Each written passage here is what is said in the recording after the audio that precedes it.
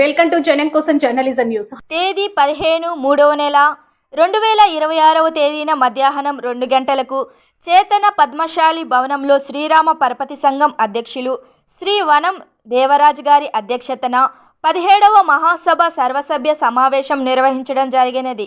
ఈ సమావేశం నందు ఈ క్రింది అంశాలు చర్చించి తీర్మానించడమైనది.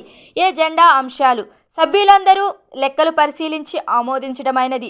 నూతన కమిటీ ఎన్నిక గౌరవ అధ్యక్షులు శ్రీ వనం దేవరాజు గారు, అధ్యక్షులు శ్రీ బత్తుల శ్రీధర్ గారు, ఉపాధ్యక్షులు శ్రీ గొట్టిముక్కల రాజేష్ గారు, ప్రధాన కార్యదర్శి శ్రీ గొట్టిముక్కల చక్రపాణి గారు, కోశాధికారి శ్రీ బత్తుల రాజేష్ గారు, సహాయ కార్యదర్శి శ్రీ దూపాసి రవి గారు, డైరెక్టర్స్ మామిడి రతన్ కుమార్ గారు, గొట్టిముక్కల రంజిత్ గారు, సామల మల్లేశం గారు, కోమటి సురేందర్ గారు, సలహా కమిటీ శ్రీ బాసాని శ్రీనివాస్ గారు, శ్రీ మామిడి భరత్ కుమార్ గారు, శ్రీ తుమ్మ ప్రభాకర్ గారు, శ్రీ పరిమళ కుమారస్వామి గారు తదితర అంశాలు అధ్యక్షుల గారి అనుమతితో చర్చించడమైనది.